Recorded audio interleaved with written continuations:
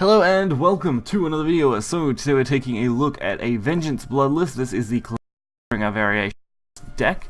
Not too much different.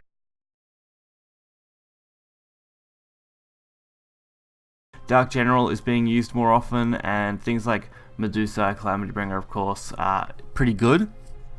Again, if you've seen my other video, you've seen the other variation of this deck, and this one is probably just as good at least, minimum. I've found it's quite decent and does a very good job, so we're going to get right into it and check it out. So, kicking us off here, we are up against Dragon. We all expected Vengeance Blood to be good, and it's definitely been one of the top decks so far. And usually you have a pretty decent matchup against Dragon.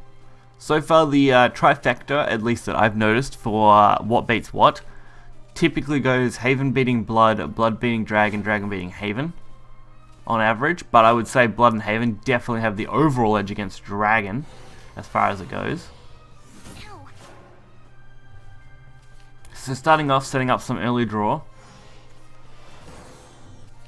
Would have liked to ideally get our Vengeance activated by now, but we haven't, so that's a little disappointing, even though we've milled through 10 cards. But we've still got plenty of draw power left here, so we've got a pretty good chance. The only real problem would have been overdraw.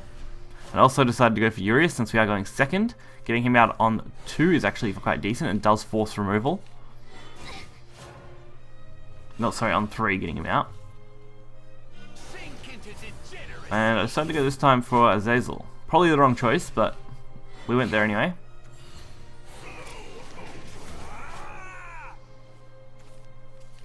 And the real problem, like I said now, is that we're overdraw, so we have to clear out some of our hands. So getting rid of these low drops now is my only decent choice, without clogging up my hand again.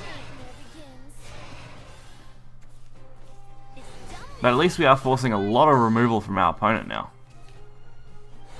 So Unleash, trying to go for those draws, still not getting anything. And holding on to our Evos as much as I can because I feel like we're going to need them. At least we got the decent damage heal there. And now I need to set up to remove this. So, Calamity Bringer will clear 3 followers when it's played. So if I trade these off perfectly, I can actually remove all 3 of the enemy followers without an issue. We do take 7 damage ourselves though, since we aren't in Vengeance. And I decided to avoid the Evo since I wasn't set up to make a Storm one in this game. But that does happen occasionally. So more draw, and of course we finally get what we want, but it gets banished due to not its own effect, but just because of bad luck. So I decided to go for the Azazel Depraved play instead, since that will negate a lot of what could potentially kill us, since they're only able to take 3 damage at a time, so it's going to take at least 3 hits for us to die now. And we're actually set up to deal at least 5 damage next turn, potentially, or maybe not quite that good, because of course they did just throw a ward up. But we can go for 3 damage, remove their ward, clear their board out, and set ourselves up for hopefully a 3 damage lethal next turn. Plus we get the double warded snakes, which will tide us over pretty easily.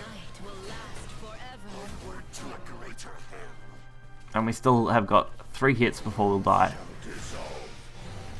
Demon of Purgatory definitely would have been a risk for us, but we have got at least 4 cards in our hand that could have won us the game, so it wasn't going to be an issue. And that was a pretty straightforward game. Next up I have Blood versus Blood. Calamity Bringer can definitely be a double-edged sword, although I have found that he's usually pretty fine.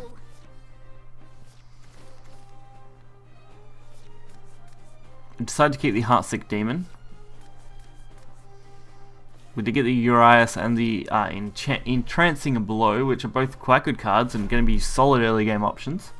And turn 1, perfect Vengeance activation. This is ideal, this is exactly what you want. You really want that Vengeance activation in the first 3 turns, because that's where it makes most difference. Turn 1 just really did help us out, because now we can get the Heartsick Demon immediately to lower the cost of cards. And I could have went probably for the Entrancing Blow Urias play, but I decided to lower the Vampire because then it will give me an option for 4 damage heal and face damage at turn 7 instead. And we're on a fairly decent setup now. So I have to remove this again, or risk taking damage. So I chose the damage option. And we got a nice Unleashed Nightmare to stock our hand up. So this match really did go in our favour very quickly, which was great. They did get their own Vengeance activation, so we were at a little bit of an even stalemate after that, so that's a little disappointing. But then they did lower themselves to 10, even though they can only take 3 damage at a time. This sort of deck can do that fairly easily.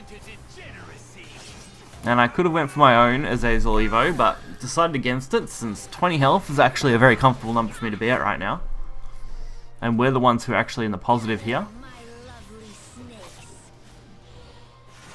since we really don't need to do too much damage. So now we do need a little bit of luck here. Trancing Blow could be the perfect play. We just need it to go well. So lower a couple of costs again.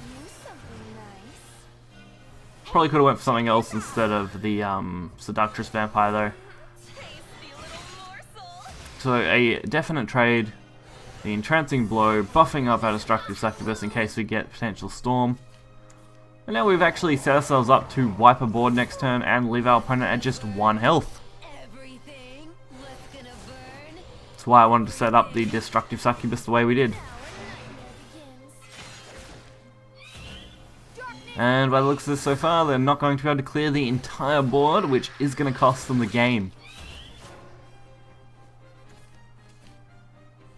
So Destructive Succubus, 3 damage to everything, plus a little ward, and the 2 damage for the win.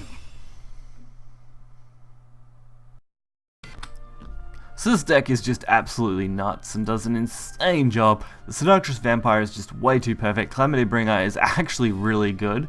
I'm actually a little surprised by how good that card can be. And overall, everything else in this deck just really works, so it's no surprise that Blood is definitely one of the top meta decks, and it probably will be until a nerf or something takes place. It's just got too many good options right now and very little counter play, so hopefully you guys did enjoy it. If you did, hit the like button and subscribe. You'll find the deck list in the description below. Until next time guys, see ya.